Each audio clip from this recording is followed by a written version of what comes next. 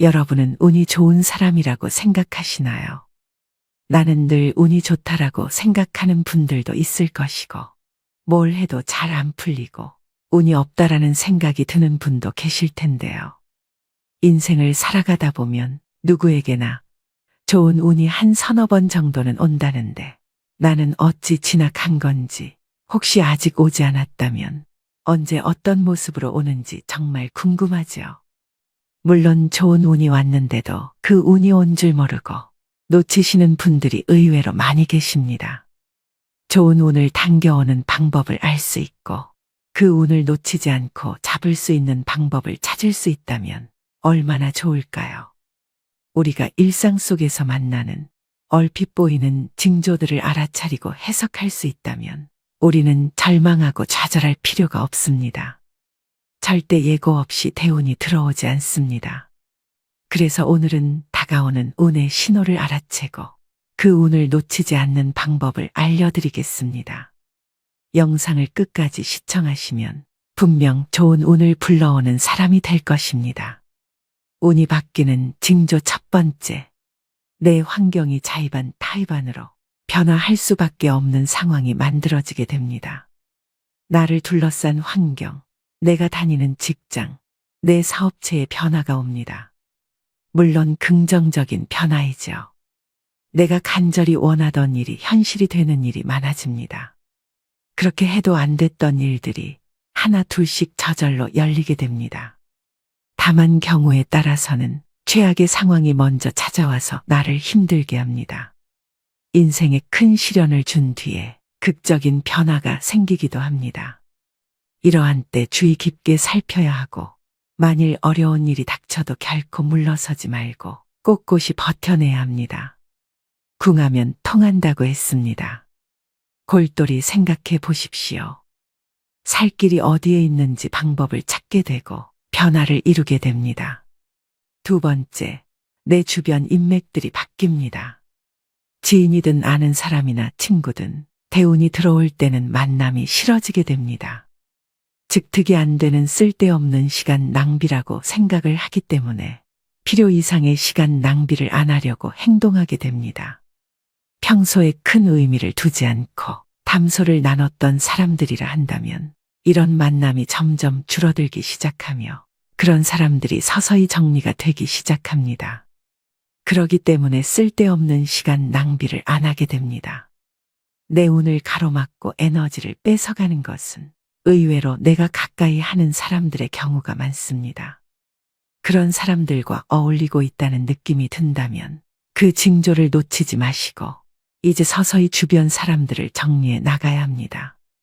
혼자가 되면 어쩌나 하는 두려움과 외로움에 지지 마셔야 됩니다. 천천히 새로운 인연을 찾아야 합니다. 세 번째, 늘 긍정적인 사고와 생활 태도를 갖게 됩니다. 매사에 불만, 불평, 남 탓, 부정적인 생각 등을 많이 하신 분들이라면 이 대운이 들어오는 시점에서는 이 모든 것이 반대로 나타납니다. 어떠한 문제가 생기더라도 괜찮아 그럴 수 있지 뭐 이렇게 바뀐다든지 마음과 생각도 긍정으로 하지만 말 또한 긍정적인 생각으로 말을 예쁘게 하거나 표현을 합니다. 얼굴에 웃음꽃이 피고 무슨 일이든 긍정적인 마인드가 됩니다. 누가 보아도 좋은 관상으로 바뀌는 것입니다. 직장이나 사업체에서도 나를 따르는 사람들이 많아지고 협력하고 돕는 사람들이 여기저기 사방에서 몰려들어 함께 협조한 일이 저절로 이루어집니다. 이러한 운을 내 것으로 확실히 만드는 방법은 내 운을 적극적으로 개선하겠다는 의지가 있어야겠고 꾸준한 노력이 수반되어야 합니다. 네 번째, 얼굴색이 바뀝니다. 일이 안 풀리고 힘들면 얼굴이 새까맣게 변합니다. 여성분들은 기미나 잡티가 올라옵니다. 이럴 때는 기운이 좋은 상태가 아닙니다. 반면 얼굴에 생기가 돌고 거울을 보면 예전과 다르게 잘생기고 이뻐 보이는 경우가 있습니다. 그리고 친구를 만났는데 요즘 얼굴 좋아졌다. 이런 말을 듣게 되면 운이 좋아지는 신호입니다. 얼굴은 마음의 심상입니다. 내 마음이 평온하다면 얼굴의 표정이나 피부색으로 바로 표출됩니다. 이마에서 빛이 나고 얼굴에서 광채가 나면 대운이 들어오는 신호라고 보시면 됩니다. 좋은 일이 생기면 표시가 나듯이 좋은 일도 표시가 나게 됩니다. 5번째, 매사에 감사하는 마음이 생깁니다. 무슨 일이든 감사하는 마음이 저절로 생기고 함께하는 사람들과 나누게 되고 인생에 지지 않고 베푸는 마음이 저절로 생깁니다. 마음속에서 원망과 시기 질투 등이 사라지고 평온을 얻을 때 대운이 오는 징조로 알고 더욱 나를 낮추고 겸손해지셔야 더 빨리 운이 찾아오게 됩니다. 6번째, 자신감이 생깁니다. 목소리에 기운이 생기고 기분과 기운이 평소보다 상승되어 있으며 평소에 내가 안 하던 일을 시도해보고 있는 자신을 발견하게 되어 갑자기 집에 짐들을 정리한다든지 집에 가구 배치를 바꾼다든지 등등이 여기에 포함됩니다. 평소보다 굉장히 부지런해집니다. 잠을 많이 자지 않아도 몸이 개운하고 활력이 넘치게 되지요. 그러면서 동시에 직감이 발달하게 됩니다. 이럴 때 느낌이 좋은 꿈을 꾸게 되는데요. 이런 징조는 나에게 좋은 기운이 오고 있다라는 뜻입니다. 일종의 길몽이라고도 하죠. 이런 상태들이 지속되면서 나의 컨디션이 상승되면 모든 일들이 잘 풀리게 됩니다. 7번째, 몸이 이유 없이 굉장히 아프게 되는 때입니다. 살다 보면 갑자기 몸이 아플 때가 있으실 겁니다. 그럴 때는 왜 나에게 이런 아픔이 오지라고 의아해하기 쉬운데요. 생각을 조금 바꿔서 나에게 좋은 운이 오려고 다시 더 높게 상승하기 위해서 내가 지금 잠시 바닥을 딛고 있는 중이구나라고 생각하시면 됩니다. 이렇게 갑자기 몸이 아플 때는 운이 새롭게 바뀌는 징조로서 계절로 치자면 겨울에서 봄으로 바뀌는 때라고 생각하시면 됩니다. 나의 운이 바닥을 치고 다시 상승하고자 하는 때이므로 이때의 아픔을 잘 극복하고 이겨내시면 운이 더 좋게 바뀌게 됩니다. 마지막 8번째, 운이 바뀌는 시기가 되면 큰 사건들이 일어납니다. 이혼을 하거나 아슬아슬하던 사업을 접거나 실연을 당하거나 인생을 흔들 만한 고통스러운 형태로 사건이 일어날 수도 있다는 것인데요. 그렇게 고통스러운 일이 일어나면 운이 좋다고 말하기는 어렵지 않나 하는 생각이 들 수도 있습니다. 물론 사건이 일어난 그 순간은 고통스럽겠지만 그러나 이때 바닥을 잘 다지면서 견뎌내면 좋은 운은 크게 들어온다고 합니다. 지금까지 좋은 운이 생기는 8가지 징조에 대해 말씀드렸는데요. 대운이 들어오기 전에 이런 경험을 하시는 분들도 계십니다. 그동안 계속 힘들고 안 좋았지만 갑자기 상황이 더 나빠지고 너무 힘들어지는 현상이 생길 때가 있습니다. 몸도 아픈데 사고가 나고 구설수에 오르기도 하고 사기를 당하기도 하고 믿는 도끼에 발등 찍히듯 악조건이 겹친 데 겹치고 또 겹치고 이런 식으로 악재가 마구 쏟아지는 분들입니다. 최악의 상황에서도 과연 이 사람이 잘 견뎌낼 것인가를 시험하는 것이랍니다. 이럴 때일수록 곧 나한테 굉장히 좋은 운이 들어오려고 그러는가 보다 라는 생각을 가지셔야만 그 악조건에서 빨리 탈출할 수 있습니다. 이런 긍정적인 생각이 악조건을 대운으로 바꿔버리게 되는 겁니다. 운도 나의 노력으로 바꿀 수 있다는 것을 꼭 명심하시고 좋은 운을 더 많이 담을 수 있도록 나의 그릇을 더 크게 키우는 매일매일이 되셨으면 좋겠습니다. 우리가 일상 속에서 만나는 얼핏 보이는 징조들을 알아차리고 해석할 수 있다면 우리는 절망하고 좌절할 필요가 없습니다. 절대 예고 없이 대운이 들어오지 않습니다. 그래서 오늘은 다가오는 운의 신호를 알아채고 그 운을 놓치지 않는 방법을 알려드리겠습니다. 영상을 끝까지 시청하시면 분명 좋은 운을 불러오는 사람이 될 것입니다. 운이 바뀌는 징조 1번째, 내 환경이 자의반 타의반으로 변화할 수밖에 없는 상황이 만들어지게 됩니다. 나를 둘러싼 환경, 내가 다니는 직장, 내 사업체에 변화가 옵니다. 물론 긍정적인 변화이죠. 내가 간절히 원하던 일이 현실이 되는 일이 많아집니다. 그렇게 해도 안 됐던 일들이 하나 둘씩 저절로 열리게 됩니다. 다만 경우에 따라서는 최악의 상황이 먼저 찾아와서 나를 힘들게 합니다. 인생에 큰 시련을 준 뒤에 극적인 변화가 생기기도 합니다. 이러한 때 주의 깊게 살펴야 하고, 만일 어려운 일이 닥쳐도 결코 물러서지 말고 꼿꼿이 버텨내야 합니다. 궁하면 통한다고 했습니다. 골똘히 생각해 보십시오. 살 길이 어디에 있는지 방법을 찾게 되고 변화를 이루게 됩니다. 두 번째, 내 주변 인맥들이 바뀝니다. 지인이든 아는 사람이나 친구든 대운이 들어올 때는 만남이 싫어지게 됩니다. 즉 득이 안 되는 쓸데없는 시간 낭비라고 생각을 하기 때문에 필요 이상의 시간 낭비를 안 하려고 행동하게 됩니다. 평소에 큰 의미를 두지 않고 담소를 나눴던 사람들이라 한다면 이런 만남이 점점 줄어들기 시작하며 그런 사람들이 서서히 정리가 되기 시작합니다. 그러기 때문에 쓸데없는 시간 낭비를 안 하게 됩니다. 내 운을 가로막고 에너지를 뺏어가는 것은 의외로 내가 가까이 하는 사람들의 경우가 많습니다. 그런 사람들과 어울리고 있다는 느낌이 든다면 그 징조를 놓치지 마시고 이제 서서히 주변 사람들을 정리해 나가야 합니다. 혼자가 되면 어쩌나 하는 두려움과 외로움에 지지 마셔야 됩니다. 천천히 새로운 인연을 찾아야 합니다.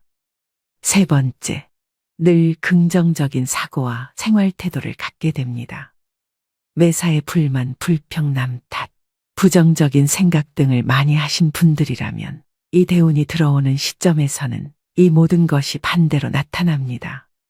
어떠한 문제가 생기더라도 괜찮아, 그럴 수 있지 뭐, 이렇게 바뀐다든지 마음과 생각도 긍정으로 하지만 말 또한 긍정적인 생각으로 말을 예쁘게 하거나 표현을 합니다. 얼굴에 웃음꽃이 피고 무슨 일이든 긍정적인 마인드가 됩니다. 누가 보아도 좋은 관상으로 바뀌는 것입니다. 직장이나 사업체에서도 나를 따르는 사람들이 많아지고 협력하고 돕는 사람들이 여기저기 사방에서 몰려들어 함께 협조한 일이 저절로 이루어집니다. 이러한 운을 내 것으로 확실히 만드는 방법은 내 운을 적극적으로 개선하겠다는 의지가 있어야겠고 꾸준한 노력이 수반되어야 합니다. 네 번째, 얼굴색이 바뀝니다. 일이 안 풀리고 힘들면 얼굴이 새까맣게 변합니다. 여성분들은 기미나 잡티가 올라옵니다. 이럴 때는 기운이 좋은 상태가 아닙니다. 반면 얼굴에 생기가 돌고 거울을 보면 예전과 다르게 잘생기고 이뻐 보이는 경우가 있습니다. 그리고 친구를 만났는데 요즘 얼굴 좋아졌다, 이런 말을 듣게 되면 운이 좋아지는 신호입니다.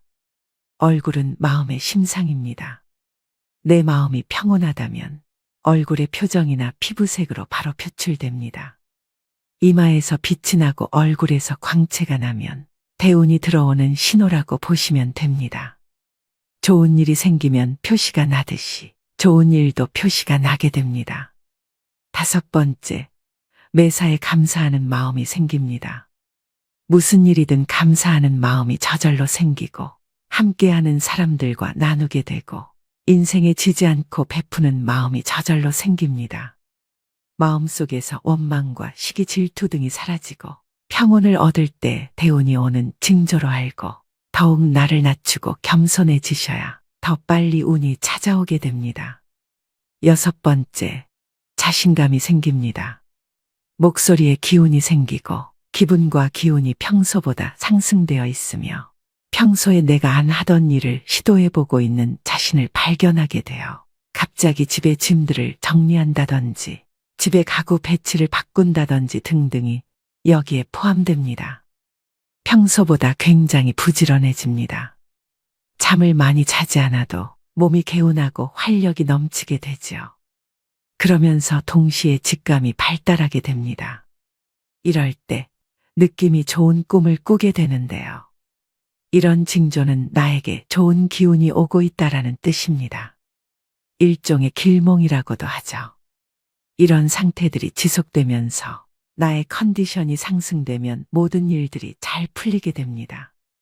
7번째, 몸이 이유 없이 굉장히 아프게 되는 때입니다. 살다 보면 갑자기 몸이 아플 때가 있으실 겁니다. 그럴 때는 왜 나에게 이런 아픔이 오지라고 의아해하기 쉬운데요. 생각을 조금 바꿔서 나에게 좋은 운이 오려고 다시 더 높게 상승하기 위해서 내가 지금 잠시 바닥을 딛고 있는 중이구나라고 생각하시면 됩니다. 이렇게 갑자기 몸이 아플 때는 운이 새롭게 바뀌는 징조로서 계절로 치자면 겨울에서 봄으로 바뀌는 때라고 생각하시면 됩니다. 나의 운이 바닥을 치고 다시 상승하고자 하는 때이므로 이때의 아픔을 잘 극복하고 이겨내시면 운이 더 좋게 바뀌게 됩니다. 마지막 8번째, 운이 바뀌는 시기가 되면 큰 사건들이 일어납니다. 이혼을 하거나 아슬아슬하던 사업을 접거나 실연을 당하거나 인생을 흔들 만한 고통스러운 형태로 사건이 일어날 수도 있다는 것인데요. 그렇게 고통스러운 일이 일어나면 운이 좋다고 말하기는 어렵지 않나 하는 생각이 들 수도 있습니다. 물론 사건이 일어난 그 순간은 고통스럽겠지만 그러나 이때 바닥을 잘 다지면서 견뎌내면 좋은 운은 크게 들어온다고 합니다. 지금까지 좋은 운이 생기는 8가지 징조에 대해 말씀드렸는데요. 대운이 들어오기 전에 이런 경험을 하시는 분들도 계십니다. 그동안 계속 힘들고 안 좋았지만 갑자기 상황이 더 나빠지고 너무 힘들어지는 현상이 생길 때가 있습니다. 몸도 아픈데 사고가 나고 구설수에 오르기도 하고 사기를 당하기도 하고 믿는 도끼에 발등 찍히듯 악조건이 겹친 데 겹치고 또 겹치고 이런 식으로 악재가 마구 쏟아지는 분들입니다. 최악의 상황에서도 과연 이 사람이 잘 견뎌낼 것인가를 시험하는 것이랍니다. 이럴 때일수록 곧 나한테 굉장히 좋은 운이 들어오려고 그러는가 보다 라는 생각을 가지셔야만 그 악조건에서 빨리 탈출할 수 있습니다. 이런 긍정적인 생각이 악조건을 대운으로 바꿔버리게 되는 겁니다. 운도 나의 노력으로 바꿀 수 있다는 것을 꼭 명심하시고 좋은 운을 더 많이 담을 수 있도록 나의 그릇을 더 크게 키우는 매일매일이 되셨으면 좋겠습니다. 오늘도 노후의 지혜와 함께 해주셔서 감사드립니다. 황금빛으로 무르익어가는 여러분의 지혜로운 인생을 언제나 응원합니다. 누군가에게는 꿈의 노후주거지라고 불리는 실버타운이 누구에게는 지옥으로 전락했다고 하는데요. 여러분은 실버타운이 노인지옥이라는 말에 얼마나 공감하시나요? 실버타운은 노인들을 위한 주거 형태로 청소, 세탁, 식사, 의료 서비스 등 노후 생활을 편안하고 안락하게 보낼 수 있는 복지주택을 말합니다. 쉽게 말해 유료 양로원이나 노인복지주택을 뜻하죠. 인기가 좋은 실버타운은 대기가 2년이 넘는 곳도 있다고 합니다. 호텔 스위트룸 같은 곳에 살면서 청소 안 해도 되고 침구는 매일 뽀송뽀송하고 삼시세끼 고급진 식단으로 이루어진 식사를 할 수 있고 아프면 언제든지 의료진의 진료를 받을 수 있는 곳. 비슷한 연령대 친구들과 살아온 인생 이야기를 하며 수영장 헬스클럽에서 건강을 챙기고 다양한 프로그램이 있어 지루할 틈이 없을 것 같은 곳. 서울 도심이나 인근 도시에 자리 잡고 있어 외출도 자유로울 뿐만 아니라 가족들도 교통체증 없이 수시로 찾아올 수 있는 이곳은 지상낙원으로 비춰질 수 있습니다. 나이 들어 몸이 아프면 만사가 귀찮습니다. 그럴 때마다 누군가 밥도 해주고 청소도 해주고 빨래도 해줬으면 좋겠다는 생각을 하실 텐데요. 이처럼 지금 살고 있는 집보다는 식사, 청소 등 각종 서비스가 제공되는 럭셔리 실버타운에서의 삶을 동경하는 사람들도 적지 않습니다. 이런 생각으로 실버타운에 들어간 77세 박씨 할아버지가 있습니다. 오늘은 이 이야기를 바탕으로 실버타운을 둘러싼 환상과 현실, 그리고 실버타운이 노인지옥이라고 불리는 이유에 대해 말씀드리겠습니다. 이야기의 제목은 이렇습니다. 실버타운은 노인지옥이었다. 77세 박씨 할아버지는 3년 전 새로 생긴 럭셔리 실버타운에 갔다가 한눈에 반했습니다. 바다 앞에 위치한 근사한 22층짜리 신축 건물이었는데요. 1년 내내 기후도 온화해 지금 사는 지역보다 살기 좋을 것 같았습니다. 아내와는 1년 가까이 말 한마디 안 하는 사실상 별거 상태였기에 결정도 빨랐습니다. 집사람과 사이도 안 좋은데 이러다 내가 치매라도 걸리면 누가 나를 돌봐주겠나. 경치가 좋고 의료 서비스도 잘 되어 있는 여기서 여생을 홀로 보내야겠다. 박 씨가 선택한 실버타운은 만 60세 이상만 입주 가능한 노인 전용 거주 시설이었습니다. 그는 방 2개, 화장실 1개, 거실로 이뤄진 20평형을 골랐는데요. 보증금 5억에 매달 식사와 관리비 등으로 약 170만 원씩 냈습니다. 바다로, 산으로, 첫 1년은 마치 천국에 온 기분이었죠. 하지만 점점 일상의 무게에 짓눌리기 시작했습니다. 입주자들의 평균 나이는 75세. 전체 입주자의 3분의 1은 침대에 누워 일어나지 못하는 노쇠한 환자들이었고 3분의 1은 지팡이나 휠체어에 의지해야만 움직일 수 있는 노인들이었습니다. 박 씨처럼 70대이면서 건강한 노인은 많지 않았습니다. 부와 연륜을 쌓으며 성공한 인생을 일군 엘리트들과의 지적인 대화를 기대했지만 허무한 착각으로 끝나버렸습니다. 내가 왕년의 해외 법인 사장이었는데 직원만 5만 명이었어. 아들이 2인데 서울대 의대랑 법대를 보냈지. 끝없는 전직, 재산, 자식 자랑에 스트레스만 쌓여갔습니다.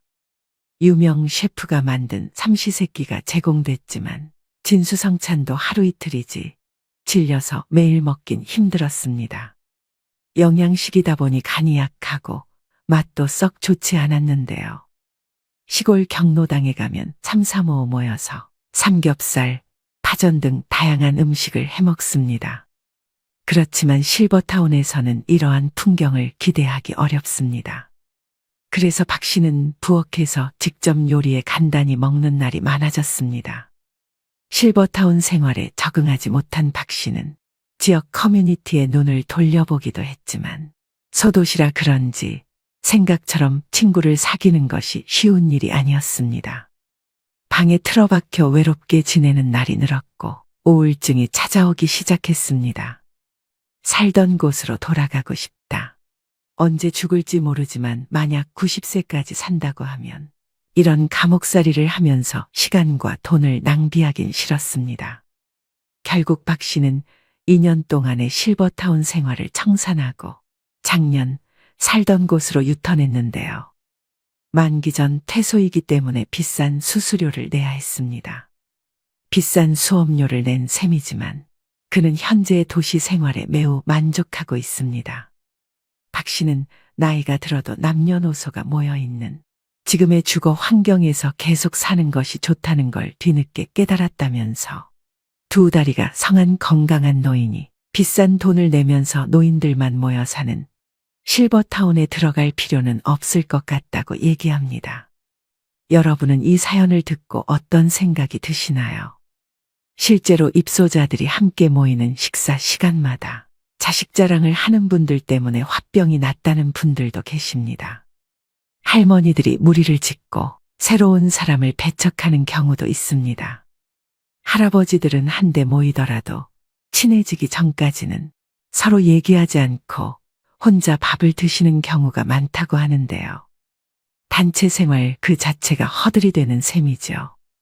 그러다 보니 실버타운은 3년 이상 거주해야 보증금을 100% 돌려준다는 곳이 많습니다. 즉 3년도 버티지 못하는 분이 많다는 의미입니다. 이처럼 실버타운이 마냥 좋지만은 않을 수 있습니다. 특히나 평소에 자기 자신이 어떤 사람인지 잘 파악하지 못하고 있다면 실버타운으로 들어가는 것이 말년에 가장 후회스러운 선택이 될 수도 있겠습니다. 여러분은 인생의 마지막 거처에 대해 생각해 본 적 있으신가요? 고향에 작은 집 하나 마련해 책 읽고 텃밭 가꾸며 조용히 살까? 아니면 북적북적한 도시에서 사람들과 부대끼면서 지낼까? 어디서 살든 자식들 고생 안 시키고 우아하게 마무리하고 싶은데 어떤 선택을 해야 후회하지 않을까요? 60대가 되면 누구나 한 번쯤 해보는 질문들일 텐데요. 물론 100세 시대의 은퇴 설계라고 하면 아직까진 많은 사람들이 재정적인 준비부터 떠올리죠. 하지만 마지막 거처에 대한 결정이야말로 최우선 순위에 놓고 준비해야 할 부분입니다. 평균 수명이 길어지면서 퇴직한 이후에도 살아야 할 시간이 길어졌기 때문입니다. 나이가 들면 현역 시절처럼 외출을 자주 하지 않다 보니 집에 오래 머물게 되며 힘이 들어서 이사도 쉽게 다니지 못하게 됩니다. 은퇴 후 주거지는 처음부터 심사숙고해서 골라야 한다는 얘기인데요. 그래서일까요? 우리보다 앞서 고령화를 겪은 선진국에선 노후 준비는 집에서 시작해서 집에서 끝난다고 말할 정도입니다. 은퇴한 노인들은 어디에서 살기를 원할까요? 디지털 뉴에이징 연구소가 노인 실태 조사를 토대로 분석해 봤더니 대다수 노인들은 살던 집에서 늙어가기를 희망하고 있었습니다. 건강한 노인은 86%, 기력이 떨어진 노쇠한 노인조차도 75%가 현재 집에서 계속 살고 싶다고 답했습니다. 거동이 불편하게 되었을 때는 어떻게 하고 싶으냐는 질문에서도 전체 응답자의 55%가 돌봄 서비스를 받으면서 현재 살고 있는 집에서 계속 살고 싶다고 답했습니다. 아무리 건강이 나빠져도 이미 오래 살아서 익숙해진 동네에서 벗어나는 건 원치 않는 것인데요. 돌봄, 식사 등 서비스가 제공되는 노인요양시설에 들어가겠다는 응답자 비중은 32%로 두 번째로 많았습니다. 다만 건강 상태에 따라 온도차는 있었습니다. 노쇠한 노인의 경우엔 요양시설에 들어가겠다는 응답자 비중이 36%로 건강한 노인 31%보다는 높았습니다. 신혜리 경희대 노인학과 교수는 지역 사회에 계속 거주하는 이른바 에이징 인 플레이스는 한국뿐만 아니라 전 세계적인 공통 트렌드라며 노인들은 대부분 살던 집에서 계속 살기 원하며 건강이 좋지 않아 원래 집에서 살기 어려워졌다면 그때 일상생활 지원 서비스가 제공되는 주택 입주를 고려한다고 말합니다. 시설에 들어가게 되면 그동안 맺어왔던 지역 사회 혹은 이웃 관계망과 단절되기 때문에 불편해도 살던 집에서 계속 살고 싶어 한다는 설명입니다. 그럼에도 불구하고 럭셔리 실버타운에 들어가 사는 꿈을 꾸고 계신 분들도 적지 않을 텐데요. 얼마 전 호텔식 실버타운에 들어갔다가 2년 만에 퇴소한 70대 초반 부부는 이렇게 말합니다. 실버타운에 입주한 지 얼마 안 됐을 땐 그야말로 천국과 같았습니다. 내부의 수영장과 헬스클럽은 물론이고 소극장의 도서관, 당구장, 탁구장, 노래방, 그리고 방문한 가족들과 모임을 가질 수 있는 고급 레스토랑, 스카이라운지에 와인바가 있어 자신이 좋아하는 재즈를 들으며 이웃 친구와 늦도록 담소를 나눌 수 있겠다는 생각에 부부는 행복했습니다. 이게 5년 전의 일입니다. 이곳에서 나중에 거동이 불편할 때라도 보살핌을 잘 받으며 자식들에게 부담 주지 않고 여생을 보내면 되겠구나 하는 생각에 마음까지 홀가분해졌다고 합니다. 첫 몇 개월은 그야말로 구름 위를 걷는 기분이었습니다. 사실 실버타운 안에 있을 때는 호텔 같은 방 안에서 많이 지냈고 시설을 본격적으로 이곳저곳 이용하기보다는 외출해서 친구들을 만나 자랑하기 바빴기 때문에 여전히 방문객처럼 지냈습니다. 입주 후 들뜬 몇 개월이 지나자 점점 일상의 무게에 짓눌리기 시작했습니다. 밥 한 끼를 먹으러 식당에 내려가려 해도 옷을 외출할 때처럼 차려입고 나가야 했습니다. 안 그러면 분위기를 해친다는 말이 나오기 때문이었습니다. 자신과 같은 관심거리를 갖고 있는 사람을 실버타운에서 찾기 어려웠을 뿐만 아니라 모여서 하는 이야기를 들어보면 대개는 끝없는 자기 자랑과 자식 자랑만 늘어놓기 일쑤였습니다. 친구를 만나 이런 하소연을 했더니 대뜸 이런 말을 했습니다. 아니 뭐하러 그렇게 비싼 돈 내고 그런 데 들어가서 사냐. 호텔은 그냥 여행 가서 잠깐씩 다녀오면 되는 거고 그곳에서 제공하는 서비스라면 내가 사는 주상복합 아파트와 별반 다르지도 않아. 나도 아파트에서 나와서 엘리베이터 타고 내려가면 온갖 식당들이 한 빌딩 안에 있고 헬스클럽, 병원의 목욕탕에 커피숍과 슈퍼마켓도 있고 빵집도 있고 그 정도는 건물 밖에 나가지 않아도 살 수 있어. 70대 부부는 실버타운 생활 2년 만에 그곳을 나왔습니다. 이 과정을 거치면서 깨달은 것은 건강한 노인이 비싼 돈을 내면서 노인들만 모여 사는 실버타운에 들어가면 더 빨리 늙는다는 것이었습니다. 은퇴 후 주거 선택은 개인의 취향과 상황, 건강 상태에 따라 다르지만 실버타운의 환상과 현실을 비교하고 신중하게 선택하는 것이 중요합니다. 누군가는 내가 살던 익숙한 집에서 살기를 희망하고 누군가는 아무리 내가 살던 지금 이곳이 좋아도 결국에는 요양원으로 들어가게 되지 않을까 생각하며 미리 마음의 준비를 하고 계실지도 모르겠습니다. 여유가 있다면 요양원 대신 실버타운 입주를 희망하시는 분들이 많습니다. 물론 경제적인 여유가 뒷받침되어야겠지만 좋은 실버타운의 경우 들어가려면 몇 년 이상 대기하는 곳이 있을 정도로 인기가 많은 것도 사실입니다. 하지만 앞서 말씀드렸다시피 실버타운이라고 해서 마냥 다 좋지는 않습니다. 고령화 사회에서는 지역 사회와의 연결성이 더욱 중요해지며 높은 비용의 시설에서만 행복을 찾는 것이 아니라 자신이 속한 지역에서의 안정된 삶을 찾는 것이 현명한 선택일 수 있겠죠. 실버타운에 들어갔다 후회한 80대 김씨 할아버지도 있는데요.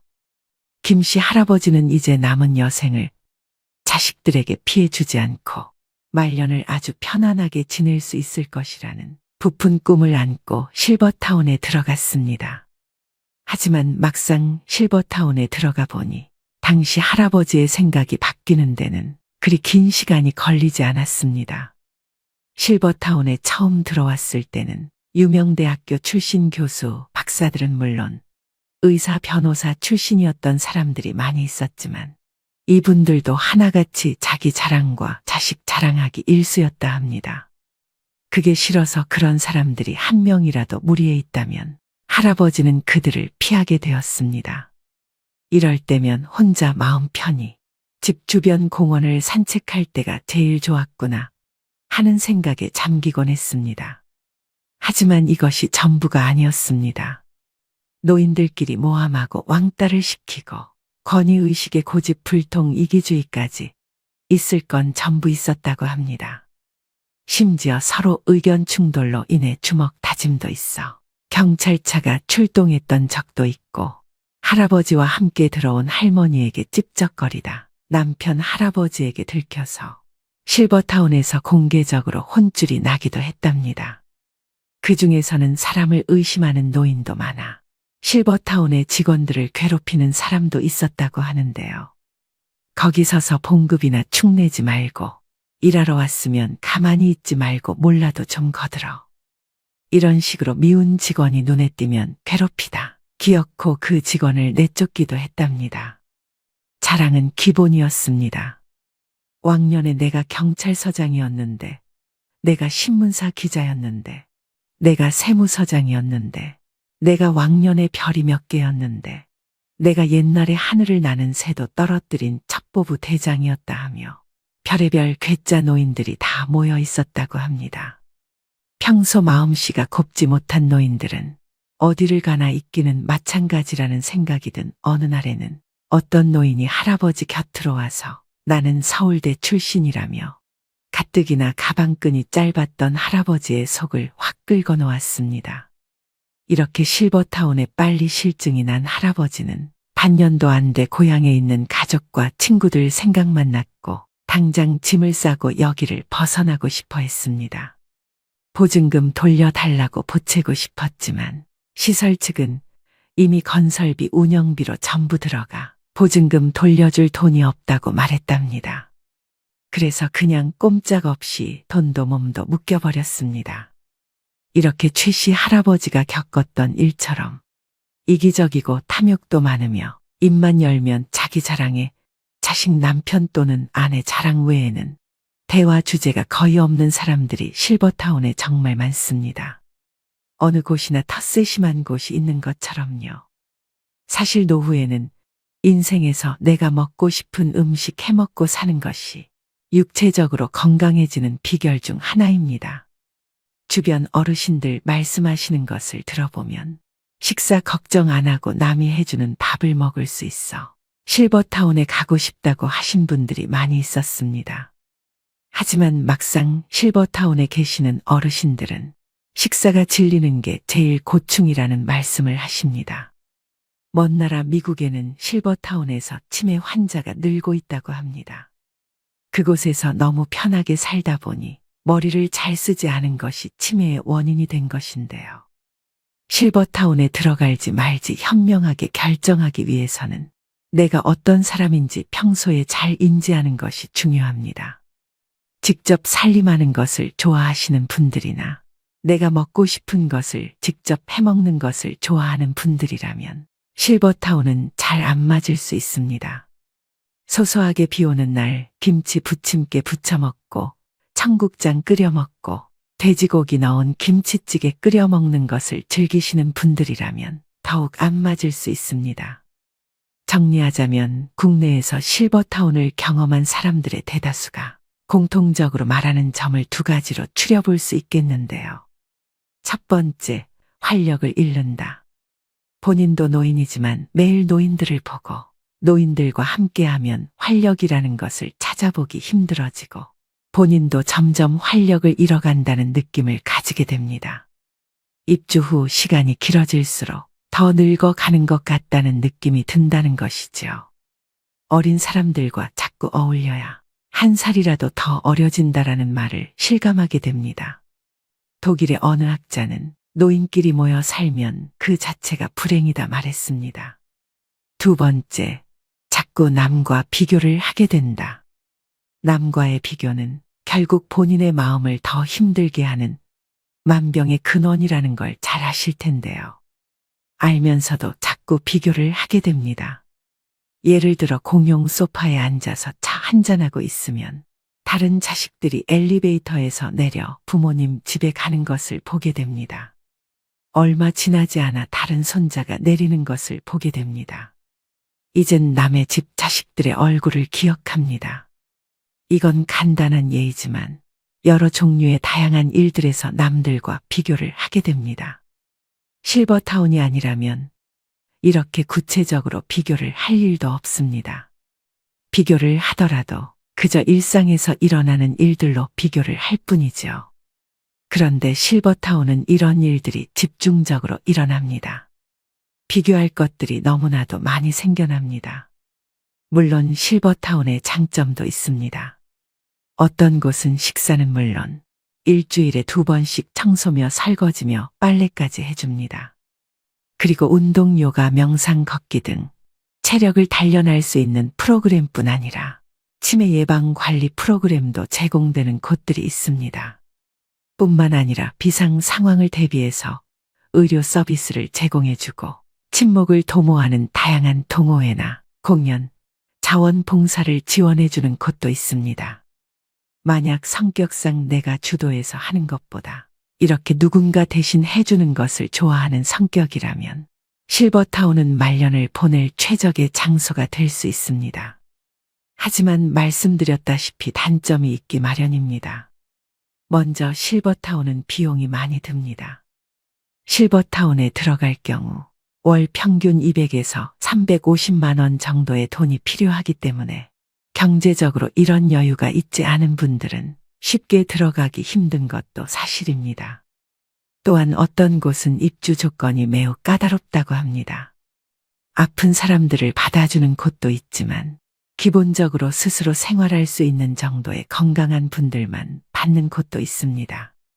아무리 실버타운에 대한 로망이 있다고 해도 평생 살 것이라 생각해 결정하기보다 조금 경험해보고 안 맞으면 나올 수도 있다는 가능성을 열어두는 것이 좋습니다. 대표적인 고급형 실버타운으로 유명한 삼성 노블 카운티의 경우 가장 작은 규모 30평의 집에 1인이 입주할 경우 보증금은 2억 1천만 원에서 2억 7천만 원 수준이라고 합니다. 월세는 60만 원이며 1인 기준 생활비는 155만 원 정도라고 하는데요. 식대는 별도이고 1인당 64만 원 정도라고 합니다.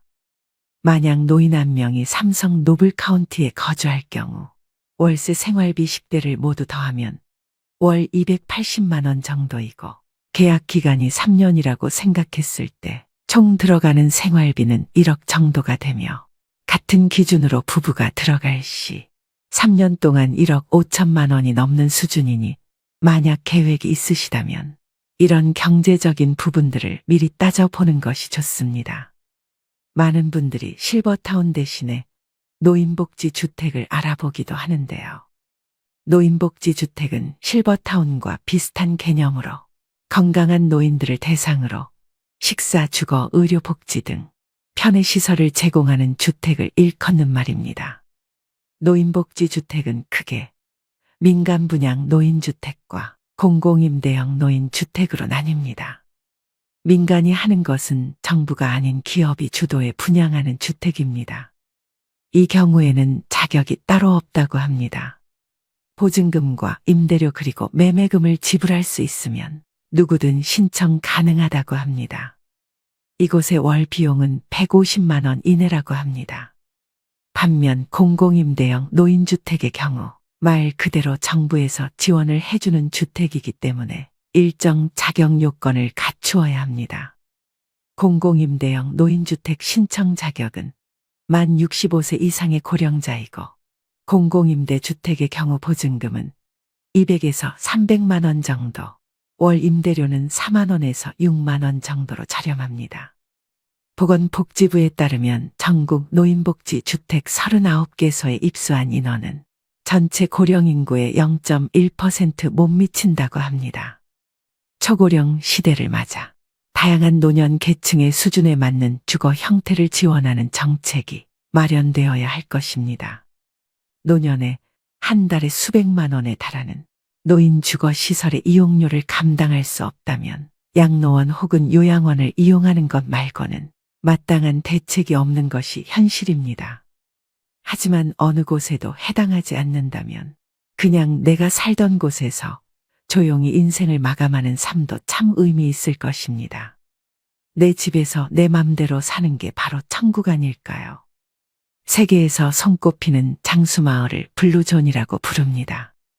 이들 지역에 가보면 최고급 커뮤니티 시설은 없습니다. 그저 함께 모여 생활하고 대화하며 맛있는 음식을 해먹는 게 전부입니다. 결국 사람이 문제인 것이니 실버타운도 입소 전에 자신의 성격이나 유형을 따져봐야겠습니다. 정부에서도 성격과 성향이 비슷한 사람들끼리 모일 수 있도록 노인복지주택 유형을 다양하게 개발해 공급하면 좋겠다는 생각을 해봅니다. 오늘 말씀드린 실버타운의 장단점을 고려하셔서 노후의 거처는 여러분에게 정말 천국 같은 곳에서 지내시길 바라봅니다. 오늘도 노후의 지혜와 함께 해주셔서 감사드립니다. 황금빛으로 무르익어가는 여러분의 지혜로운 인생을 언제나 응원합니다. 요즘 실버타운 광고가 눈에 띄게 많이 보이고 있습니다. 정부가 10년 가까이 막았던 분양형 실버타운을 다시 허용하는 쪽으로 가닥을 잡은 가운데 얼마 전 9년 만에 도입하기로 했다고 합니다. 최고급 시설과 편리한 커뮤니티 시설 등 화려한 광고로 노년의 우리들을 유혹합니다. 광고를 보고 실버타운 입주를 고려하는 사람들이 많아졌습니다. 은퇴 후 행복한 삶을 꿈꾸며 많은 사람들이 선망하는 실버타운. 하지만 실제로 입주해보니 꿈만큼 멋진 곳은 아니었다고 후회하는 목소리도 적지 않습니다. 과연 실버타운은 은퇴 후 행복한 삶을 보장하는 천국일까요? 아니면 지옥일까요? 오늘 영상에서는 한때 로망이었던 실버타운에 들어갔다가 후회와 상처만 남기고 돌아온 분의 사연과 노후의 주거지의 후회 없는 선택을 위한 실질적인 조언을 제공하고자 합니다. 영상 끝까지 시청해 주시고 소중한 분들께도 공유 부탁드립니다. 실버타운에 들어갔다가 계약 기간을 1년여 남겨놓고 다시 고향으로 돌아온 김말순 할머니의 사연은 이렇습니다. 평화로운 아침 김말순 할머니는 마당에 앉아 조용히 보리차를 마십니다. 차 한 모금이 따뜻하게 목을 적셔주었습니다. 그리고 곧 마음속 깊은 곳에서는 여전히 실버타운에서 기억하고 싶지 않은 추억이 떠올랐습니다. 창밖을 내다보며 말순 할머니는 고요한 시골의 풍경을 바라보았습니다. 이제는 다시 고향으로 돌아와 편안한 일상을 보내고 있었지만 실버타운에서 시간은 그녀에게 깊은 상처를 남겼습니다. 70대 중반의 김말순 할머니는 조용한 시골 마을에서 평생을 보낸 후 실버타운으로 이사를 결정했습니다. 말순 할머니는 다정하고 인자한 성품을 지닌 분으로 세 자녀를 모두 키워내고 이제는 자신의 여생을 편안하게 보내고자 했습니다. 남편은 몇 해 전 세상을 떠났고 자녀들은 각기 다른 도시에서 바쁜 삶을 살고 있어 말순 할머니는 혼자 남겨진 시간을 채우기 위해 실버타운을 선택하게 되었습니다. 무엇보다 남편이 없는 일상은 지루하고 쓸쓸했는데 그리고 혼자 지내다가 갑자기 아프게 될 경우 곤란한 상황 때문에 실버타운에 더욱 더 끌렸죠. 말순 할머니는 작은 텃밭을 가꾸는 것을 좋아하며 젊은 시절에는 마을 사람들에게 손맛 좋은 음식 솜씨로 유명했습니다. 사람을 좋아했던 할머니는 마을 사람들에게도 친절했습니다. 새벽 일찍 일어나 마당을 쓸고 집안을 정돈하는 일은 할머니의 오랜 일과였습니다. 비록 시골에서의 삶이 단순하고 평범했지만 그녀에게는 모든 것이 소중한 일상이었습니다. 실버타운에 들어가기로 결정한 이유는 무엇보다도 그곳이 제공하는 다양한 편의시설과 안전한 환경 때문이었습니다. 할머니는 실버타운에서 새로운 친구를 사귀고 건강하게 여생을 보내리라 기대에 부풀어 있었습니다. 처음에는 고급스러운 시설과 친절한 직원들 덕분에 할머니의 기대는 현실이 되는 듯 보였습니다. 김말순 할머니는 실버타운에 들어가기로 결심하고 많은 정보를 알아보았습니다. 그러나 할머니의 마음 한구석에는 꺼림칙한 감정이 자리 잡기 시작했습니다. 먼저 실버타운에 입주하는 데 필요한 금액이 너무 비쌌습니다. 보증금과 월 납부 비용이 예상보다 컸지만 남편이 남겨준 유산과 자식들의 도움으로 이 문제는 해결할 수 있었습니다. 그러나 입소 자격 조건을 확인하면서 할머니는 당혹감을 느꼈습니다. 80세 이상은 신규 입소가 불가하고 혼자 거동할 수 없거나 치매가 있는 사람도 입소할 수 없다는 규정이 있었습니다. 매년 치매 검사를 받아야 했고 문제가 있으면 더 이상 실버타운에 머물 수 없었습니다. 이 사실을 알게 된 순간 말순 할머니는 말문이 막혔습니다. 할머니는 자신이 나이 들고 몸이 아파서 실버타운에 들어가려 했지만 오히려 이런 조건들이 그를 막고 있다는 사실이 기가 막혔습니다. 이 규정들은 말순 할머니의 마음을 어둡게 만들었습니다. 물론 할머니는 자격 조건에 모두 부합하기 때문에 입소를 할 수 있었지만 이후 나이가 들면 버려지는 기분이 들어 기분이 좋지는 않았습니다. 김말순 할머니는 실버타운의 치매 관련 규정에 대해 생각하며 조용히 혼잣말을 했습니다. 매년 치매 검사를 받으라니 그럼 내가 언제라도 내쫓길 수 있다는 거잖아. 이런 곳에서 마음 편히 지낼 수 있을까? 아니 애초에 이런 규정을 만든 사람들이 우리 같은 노인들의 마음을 이해나 할까? 그때 실버타운 직원이 할머니를 설득하기 시작했습니다. 어르신, 저희 실버타운에서 유명 셰프님이 만드는 식사를 챙겨드려요. 또 몸이 불편하시면 바로 진료 받으실 수 있도록 의료진이 상주하고 있습니다. 상담사는 부드러운 미소를 지으며 이어갔습니다. 그리고 어르신 혼자 계시면 심심하잖아요. 저희 실버타운에는 목욕탕과 헬스장, 탁구장, 노래 연습실 등 다양한 시설도 사용하실 수 있어요. 할머니의 눈빛이 조금씩 밝아지자 상담사는 더욱 열정적으로 설명을 계속했습니다. 그리고 저희는 50여 개의 다양한 동아리 활동을 운영하고 있습니다. 할머니께서 관심 있는 분야에 참여하셔서 새로운 친구들을 만나고 함께 활동을 즐기실 수 있습니다. 또한 매주 새로운 문화 체험 시간이 마련되어 있어 다양한 문화를 접하고 풍부한 경험을 쌓으실 수 있습니다. 상담사는 할머니에게 따뜻한 미소를 지으며 말을 맺었습니다. 많은 분들이 이곳에서 만족하셔야 어르신도 이곳에서 행복한 시간을 보내실 수 있을 거라 믿습니다. 우여곡절 끝에 결국 할머니는 실버타운에 입주하기로 했습니다. 치매 검사가 마음에 걸렸지만 상담 직원이 할머니를 끈질기게 설득해 입주하기로 마음먹었습니다. 김말순 할머니는 실버타운에 입주한 첫 달 동안 행복감을 느꼈습니다. 새로운 환경에서의 생활은 할머니에게 신선한 공기처럼 다가왔습니다. 매일 정성껏 준비된 식사를 하고 다양한 시설들을 이용하며 여유로운 시간을 보낼 수 있었습니다. 할머니는 매일 아침 창가에 앉아 따뜻한 차를 마시며 새로운 삶의 활기를 느꼈습니다. 그러나 시간이 흐르면서 할머니는 점점 불편한 점들을 느끼기 시작했습니다. 그중 하나는 사람으로부터 오는 스트레스였습니다. 입주한 지 한 달쯤 되었을 때 친한 할머니 한 분이 생겼습니다. 그녀는 처음에는 따뜻하고 친근하게 다가와 말순 할머니에게 큰 위로가 되었습니다. 하지만 이내 그 친한 할머니는 매번 자식 자랑을 시작했습니다. 자녀들이 얼마나 성공했는지, 어떤 선물을 받았는지, 가족과 함께한 여행 이야기 등을 끊임없이 늘어놓았습니다. 말순 할머니는 처음에는 그 이야기를 들어주었지만 점점 짜증이 나기 시작했습니다. 오늘 우리 사위가 말이야. 보너스 받아서 선물을 잔뜩 사서 왔더라고. 이래서 다들 대기업 그러는 거야. 말순 할머니는 더 이상 참을 수 없었습니다. 알았으니까 자랑 그만하고 얼른 가봐.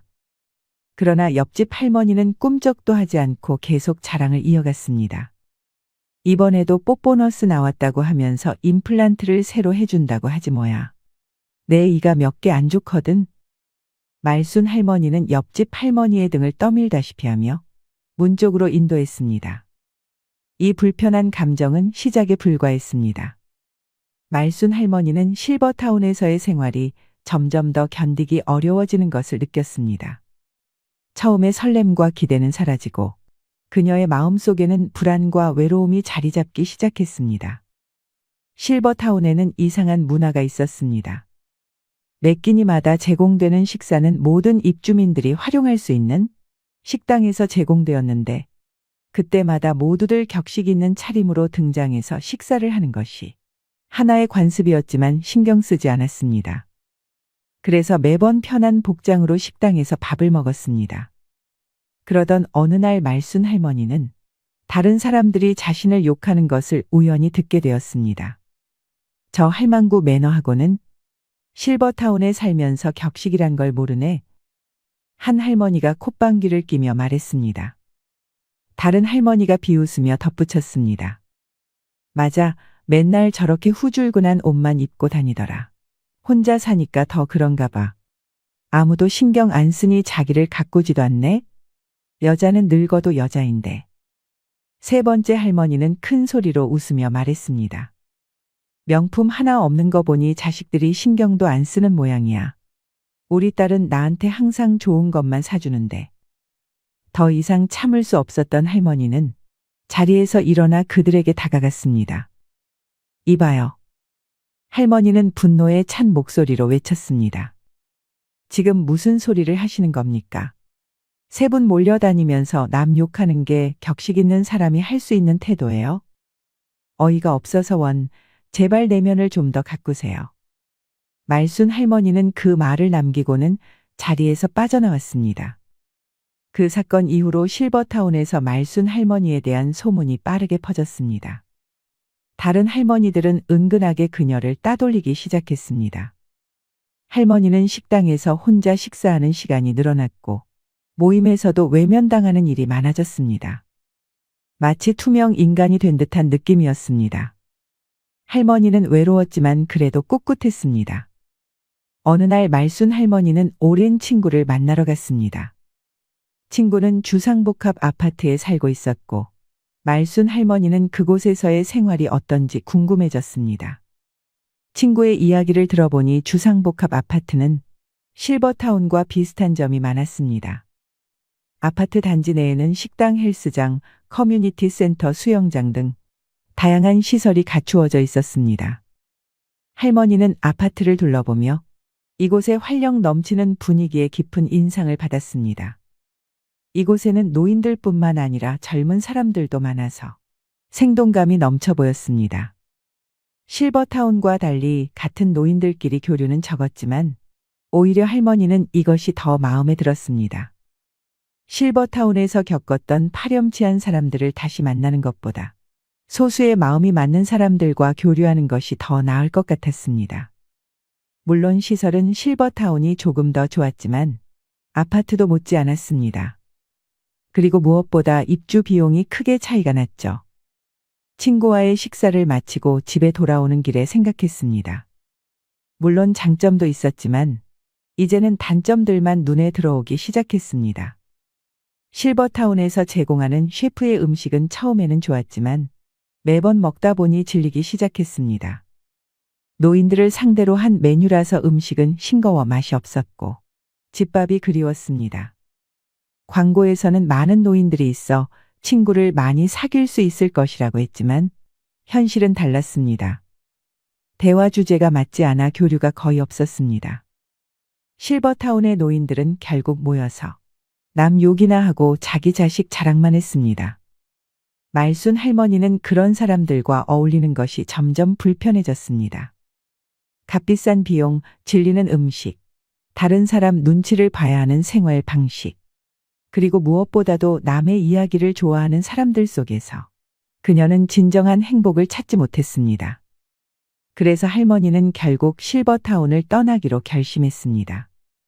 다른 할머니들은 말순 할머니의 결정을 말렸지만 그녀의 결심을 꺾을 수는 없었습니다. 여기를 떠난다고 해서 더 나은 곳이 있을까요?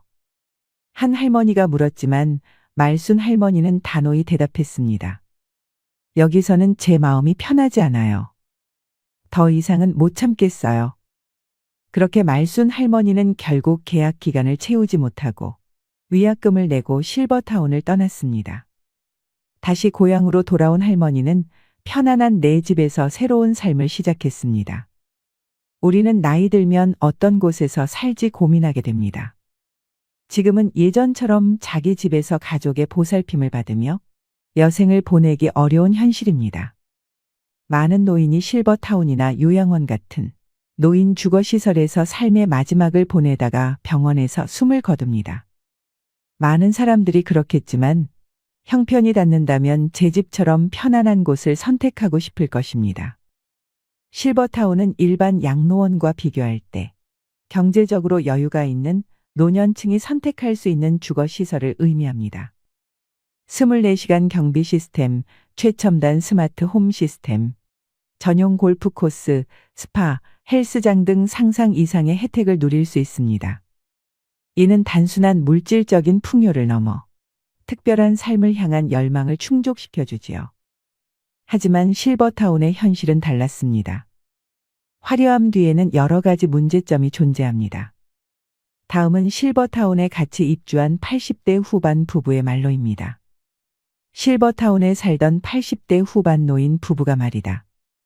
젊어서부터 그렇게 부부 싸움을 해왔다는데 그날 점심에 남편만 밥을 먹으러 내려왔고 식사 후 혼자서 산보를 하더니만 방에 올라와 보니까 할머니가 욕조 미끄럼 방지 손잡이에 목을 맸지 뭐니. 결혼한 지 60년이 지났는데도 아직 싸울 거리가 남아있으니 기운도 좋다고 사람들마다 욕을 하더라. 우연찮은 기회로 실버타운에서 저녁 식사를 하고 건물을 한 바퀴 돌면서 실버타운에서 일하고 계신 이모님이 들려주신 비극입니다. 실버타운에서 노인들의 문제가 심각하다면서 일주일 전에 이모님 옆방에 입소한 할아버지는 부인이 돌아가시고 스스로 식사와 생활을 건사하지 못하자 자식들이 이 실버타운에 모셨습니다. 들어온 지 일주일 만에 아침을 먹으러 내려오지 않아 직원들이 올라가 보니 옆으로 누운 채로, 그러니까 벽 하나를 사이에 두고 이모님 방 쪽 침대를 향해 누운 채로 돌아가셨답니다. 실버타운을 운영하는 이들이 일상으로 대하는 비극입니다. 그러니까 말이다. 제명을 다하고 간 사람은 벽 하나를 두고 옆에서 죽어도 하나도 안 무서운데 투시는 목을 매든 떠난 사람의 방은 그 앞을 지나가기도 무섭더라. 삶과 죽음을 의연하게 받아들이고 마지막까지 자기 운명을 살아간 사람들이야. 노래하며 춤추며 저승길을 걸어가겠지만 처참한 노년을 살아가는 사람들은 하루하루가 비극일 테지요. 13년 전만 해도 실버타운 입주자들의 평균 연령이 75세였는데 먼저 살던 사람들은 늙고 새로 들어온 사람들은 고령자들 뿐이라 그런지 지금은 평균 연령이 85세랍니다. 식사 후 현관 앞 의자에 앉아 담소를 나누다 한두 시간 지나서 집 안으로 들어가곤 했는데 이젠 노인들이 10분을 못 넘긴다고 합니다. 제가 이모님이랑 실버타운 주위에 만들어진 산책길에서 산보를 하는 동안 추우니까 죄다 들어가 버렸어. 예전에는 이 앞에 잔뜩 앉아들 있었는데라는 말을 거듭하였습니다. 쓸쓸한 표정으로 말이죠. 실버타운에 입소한 한 할머니는 지난번 검사 결과로 약을 바꿔 드시면서 정신이 더 맑아지고 밤이나 낮이나 약에 취해 누워 계시던 모습 대신 요즘에는 하루 종일 침대에 앉아 TV 보고 계신다고 하는데요. 이모님 말에 의하면 90 중반을 넘기면서 할머니가 바뀐 점이 고집이 너무 세졌다고 합니다. 이젠 당신이 하고 싶은 것만 하지. 생활규칙이나 약속은 지독히도 안 지키신다는 말을 덧붙이셨습니다. 그래서 노인분들이 이 할머니를 싫어해서 같이 늙은 마당에 왕따 아닌 왕따를 당하고 있다고 했지요. 직원 입장에서 7시 30분에 아침 식사도 전화를 하고 사람이 올라가서 모셔 내려와야 하니 직원들로는 보통 고달픈 일이 아니랍니다. 하지만 이곳 실버타운 원장님 말씀은 다릅니다. 노인들이 살기에 실버타운은 최고의 천국이라고 합니다. 외로움도 없고 불편할 일도 없다는 것이지요. 누구 말이 맞는 걸까요? 실버타운의 환상과 현실 사이에서 지금도 실버타운 입주를 고민하고 계신 분들이 있으실 거라 생각됩니다. 본인의 성향과 취향을 잘 고려하셔서 판단하셔야 됩니다. 실버타운은 나와 맞지 않는 것 같아라고 생각하시는 분들도 인생의 마지막을 보낼 거주지를 잘 선택하셔야 되는데요. 노후엔 어떤 집에서 살아야 할까? 노년기를 앞두면 누구나 해보는 고민입니다. 여러분은 현재 어떤 집에서 살고 계신가요? 은퇴 이후 넓고 탁 트인 정원에서 반려동물과 뛰노는 한적한 시골 생활 또는 도심 속 문화시설이 가득한 곳에서의 여유로운 도시 생활을 꿈꾸기도 합니다. 이미 그런 집에서 살고 계신 분도 또는 주거지 이동을 고민 중인 분도 계실 텐데요. 실제로 예비 은퇴자 2명 중 1명은 은퇴 이사를 고민한다고 합니다. 한 조사에 따르면 50에서 65세 중장년 2,000명에게 노후의 주거지에 대해 물었더니 지금 집에서 계속 살겠다와 다른 집으로 이사하겠다는 응답이 반반이었습니다. 일반적으로 중년에서 노년으로 넘어가는 시점에는 이사를 한번 간다고 하는데요. 노후에 살기 좋은 집은 따로 있다는 거 아셨나요? 우리는 나이가 들면 자식보다 믿을 건 집밖에 없다고 얘기하기도 합니다. 이처럼 노후의 보금자리는 인생 후반을 행복하게 보내기 위해 간과해서는 안 될 중요한 요소입니다. 노후에 살기 좋은 6가지 집에 대해 알아보겠습니다. 첫 번째, 최소 10평 미만의 집은 피해라. 최소 10평 미만의 집은 피해라입니다. 실제로 60대 이후에는 자녀들을 모두 출가시키고 부부 또는 혼자 사는 시니어들이 많습니다. 이때 무조건 작은 집으로 가야겠다는 생각에 10평 미만의 집을 선택하는 경우도 있는데 보통 정부에서 지원하는 실버 임대주택의 경우에도 전용 8평, 10평 정도가 많고 오피스텔의 경우에도 10평이 채 안 되는 곳이 많습니다. 하지만 나이가 들면 너무 좁은 집에는 살 수 없습니다. 여기서 좁은 집이라고 하는 것은 10평 미만을 이야기하는 것입니다. 10평이라는 것이 사람이 자기가 원하는 물건을 놓고 정신적 안정감을 추구하기에 최저 조건이며 흔히 말하는 복지적 공간이라고 합니다. 노후에 가장 좋은 주거 형태는 18에서 20평대의 소형 평수이면서 쇼핑, 의료, 취미, 오락, 친교까지 모두 가까운 거리에서 해결할 수 있는 주거 형태가 가장 좋습니다. 두 번째, 복지관 근처로 가라. 복지관 근처로 가라입니다. 우리나라의 집은 학군에 따라서 집값이 결정되는데 반해 초고령 사회인 일본은 복지관 근처 집값이 굉장히 비싸다고 합니다. 복지관 근처에서 많은 노인들이 좋은 서비스를 받기 때문에 복지관 근처에 좋은 집이 많고 집값도 비싸다고 합니다. 나는 아직 복지관 다닐 나이는 아니야 라고 생각하시는 분들이 계실지 모르겠습니다. 하지만 지금이야 근처에 친구들도 있고 아직 왕성하게 일하시는 분들도 계시지만 나이 들면 들수록 우리가 사는 곳에서 배움과 즐거움을 찾기는 힘든 것이 사실입니다. 그러다 보니 나중에는 어디에서 가장 많은 시간을 보내게 될까요? 바로 복지관입니다. 그 이유는 복지관 안에는 교육과 돌봄이 있습니다. 그뿐만 아니라 먹는 것까지 해결이 됩니다. 좋은 영양사도 있고 밥도 비싸지 않고 거기다가 각종 양질의 교육들이 많습니다. 자원봉사할 것들도 있어 보람도 느낄 수 있습니다. 시설도 굉장히 좋으면서 국가가 끊임없이 지원을 하고 관리까지 하며 전문가가 수시로 와서 교육도 합니다. 나이 들어 이런 집결된 서비스를 받을 수 있는 곳은 복지관 말고 찾기 힘듭니다. 물론 돈이 많은 분들은 어디서 배우든 어디서 먹든 부족함이 없겠지만 우리는 조금 부족할 수 있습니다. 특히 요즘같이 물가가 높을 때는 문 밖을 나가기가 무서울 정도입니다. 무엇을 배워보고 싶어도 돈 걱정부터 앞서게 되는데 이럴 때 복지관이 대안이 될 수 있습니다. 그래서 노후에는 내가 즐길 수 있고 친구도 만날 수 있는 복지관 근처에 사는 것이 좋습니다. 세 번째, 병원이 30분 이내에 있는 집을 선택해라.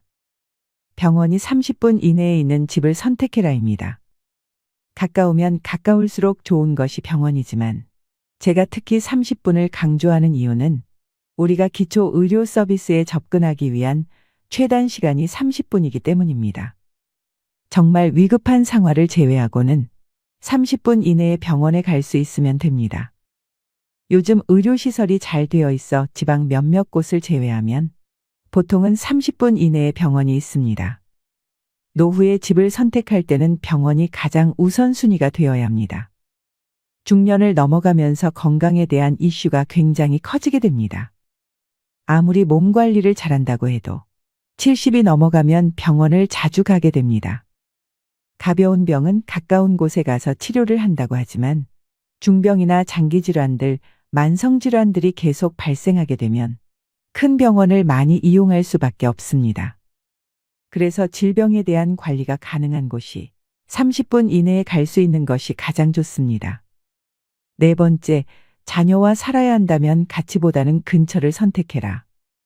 자녀와 살아야 한다면 가치보다는 근처를 선택해라입니다. 우리는 자녀와 살고 싶지 않지만 어쩔 수 없이 함께 살아야 하는 상황이 올 수 있습니다. 많은 시니어분들이 사별을 경험할 때 이사를 생각하게 된다고 합니다. 사별을 경험하게 되면 내가 몇십 년을 살던 내 집이 갑자기 공허하고 무섭기 시작합니다.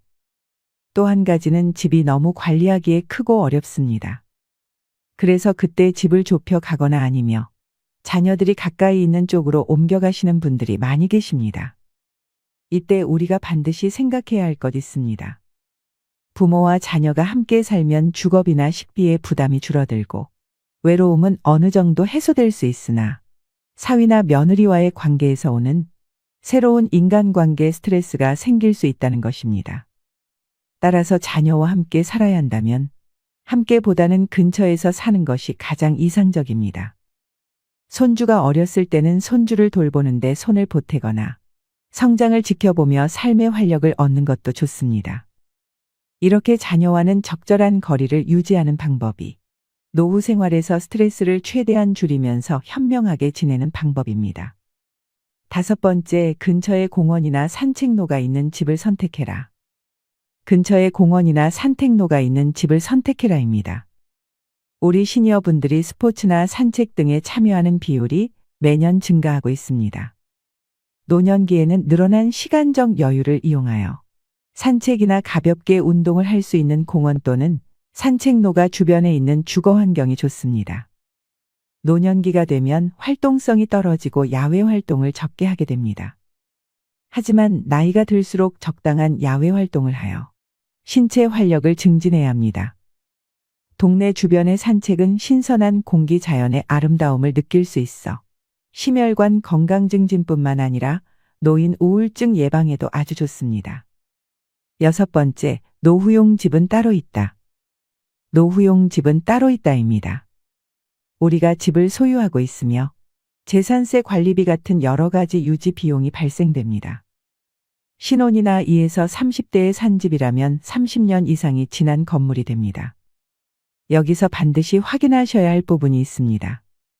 바로 노후에 내가 이 집을 매매한다면 얼마나 받을 수 있는지 금액을 미리 파악해 두는 것입니다.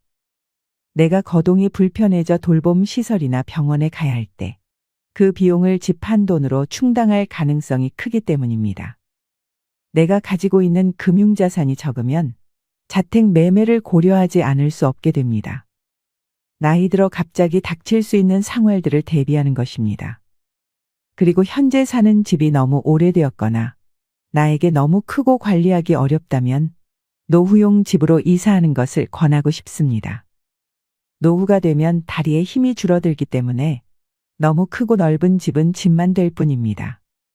젊고 아이들과 있을 때는 크고 넓은 집이 좋지만 혼자 혹은 둘일 때는 청소도 힘들 뿐 아니라 잡동사니들이 쌓이기 때문에 작은 집이 좋습니다. 집은 익숙함도 좋지만 그보다는 편리성이 중요합니다.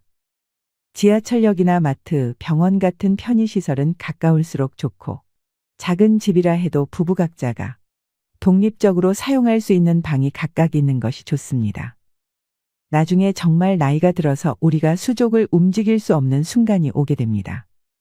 그때는 우리가 요양병원이나 요양원을 가든지 자식들과 함께하는 순간이 오겠지만 내가 5에서 60세 이후에 이사를 할 때는 나만의 기준과 우선순위를 정하고 내가 살 마지막 집이라는 생각을 가지고 선택하시는 것이 좋습니다. 집이라는 것은 사고 파는 것이 쉽지 않다 보니 다시 돌아오기가 매우 어렵습니다. 그러니 은퇴 이후에 주거지를 결정할 때는 이주의 목적을 명확히 하고 타인의 기준보다는 나를 기준으로 선택해 보셨으면 좋겠습니다.